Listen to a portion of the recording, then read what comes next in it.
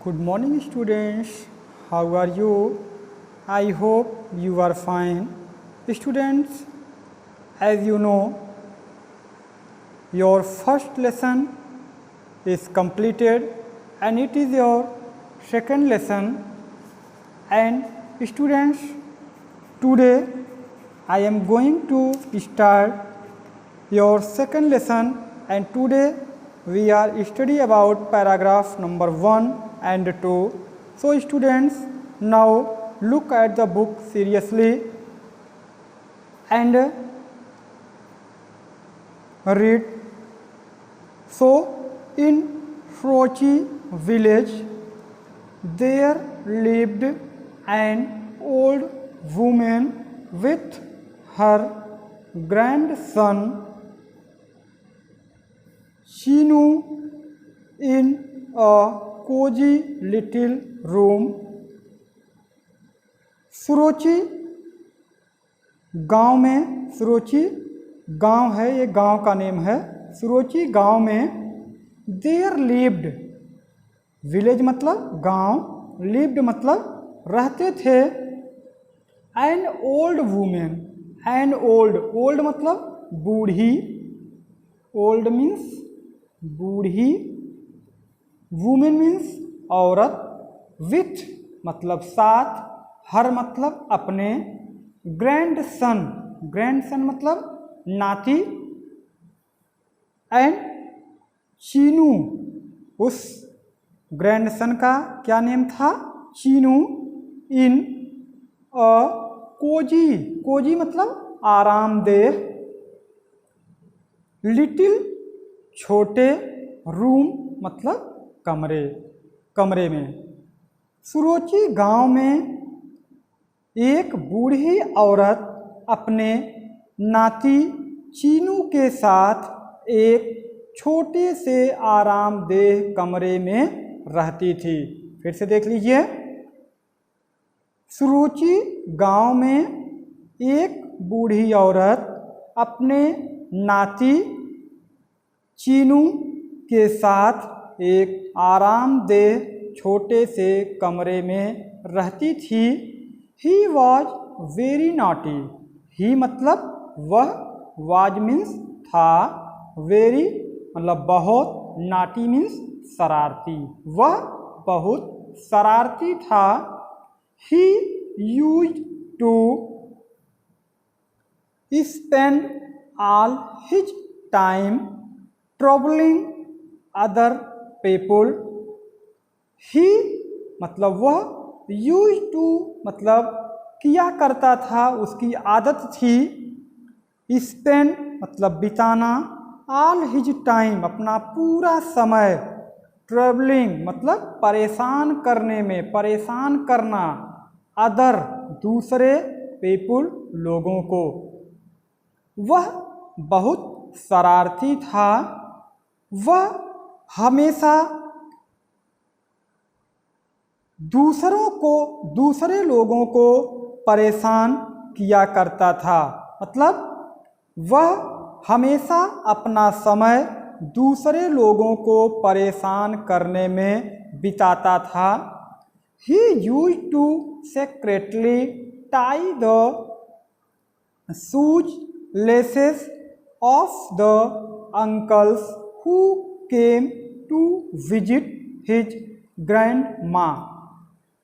He used to secretly, वह secretly मतलब चुपके से, वह चुपके से, टाई मीन्स बांध देता था, द शूज मतलब जूतों को, जूते के, लेसेस मतलब फीतों को, ऑफ द अंकल्स जो भी अजनबी, जो भी अंकल लोग उसके घर आते थे, केम टू विजिट मतलब मिलने के लिए, देखने के लिए, हिज ग्रैंड माँ उसकी दादी माँ को, उसकी, वह चुपके से उनके जूतों के फीते बांध देता था, जो लोग भी उसकी दादी माँ को देखने घर आते थे।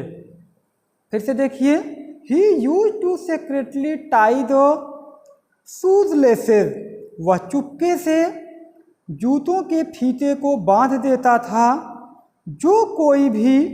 जो भी अंकल, जो भी लोग हु के मतलब आते थे, टू विजिट मतलब देखने के लिए, हिज ग्रैंड माँ, उसकी दादी माँ को। फिर से हिंदी में इसकी मीनिंग देखते हैं। वह चुपके से जो लोग उसके घर उसकी दादी से मिलने देखने आते थे, उनके जूतों के फीते को बांध देता था। They would just take a step and fell down. और क्या होता था?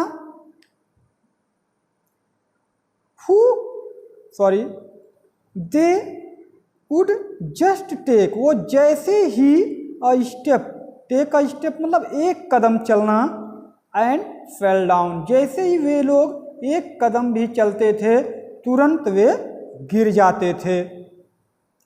वन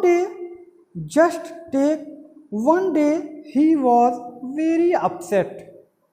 एक दिन, वन डे मतलब एक दिन, ही वॉज मतलब वह था, वेरी अपसेट बहुत परेशान, बहुत दुखी था, बहुत परेशान था, एंड क्राइंग और एंड वॉज क्राइंग, क्राइंग मतलब चिल्ला रहा था, इन हिज बेड अपने बिस्तर पर। एक दिन वह बहुत परेशान था और अपने बिस्तर पर खूब रो रहा था, बहुत रो रहा था। एक दिन वह बहुत परेशान था और अपने बिस्तर पर रो रहा था। हिज ग्रैंड माँ वॉज वरीड, उसकी दादी माँ, वरीड मतलब परेशान थी, परेशान या चिंतित, परेशान या चिंतित, चिंतित। उसकी दादी माँ चिंतित थी, उसकी दादी माँ बहुत चिंतित थी। सी आस्क्ड चीनू, सी मतलब वह, आस्क्ड मीन्स पूछी, आस्क्ड मीन्स पूछी, पूछी, चीनू मतलब चीनू से, व्हाई क्यों, आर मतलब हो, यू तुम, क्राइंग मतलब रो रहे, रो रहे।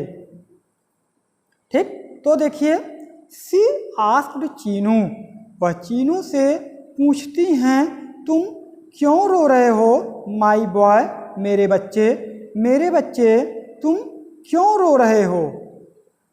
चीनू हग्ड, हग्ड मतलब गले लगा लेना, गले लगाना, गले लगाना, गले लगाना। He Cheenu hugged her and kept, kept गले लगाना, हर मतलब उनको, एंड मतलब और, केप्ट मतलब रख लिया, केप्ट मतलब रख लिया, रख लिया। कीप मीन्स रखना होता है, केप्ट ये सेकेंड फॉर्म है कीप की, ठीक ना। ऑन वीपिंग, वीपिंग मतलब रोते हुए, वीपिंग मीन्स रोते हुए, रोते हुए। एंड विटिंग हर, और waiting her, Cheenu hugged her and kept on weeping and wetting her shoulder with tears। Chinu ने हग्ड मतलब गले लगा लिए, गले लगा लिया, हर मतलब उनको, एंड और, केप्ट रख दिया, वीपिंग मतलब रोते हुए, एंड वेटिंग मतलब भिगाने लगा, हर शोल्डर उनके कंधों पर, उनके कंधों पर उसके, विथ टीयर्स अपने आंसू से, अपने आंसू से उनके कंधे भिगाने लगा।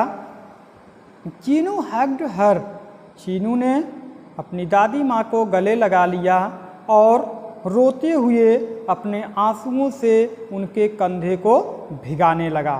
So students, once again revise the Hindi meaning of these two paragraphs of standard first।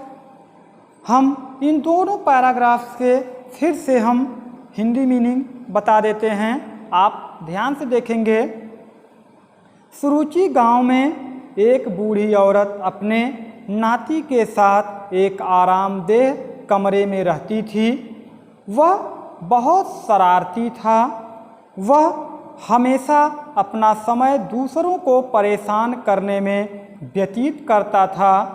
वह जो भी कोई उसके घर पर उसकी दादी माँ से मिलने आता था, वह चुपके से उनके जूतों के फीते बांध देता था। They would just take a step, और वे जैसे ही एक कदम आगे बढ़ते थे गिर जाते थे। एक दिन वह बहुत परेशान था और अपने बिस्तर पर रो रहा था। उसकी दादी माँ भी बहुत चिंतित थीं।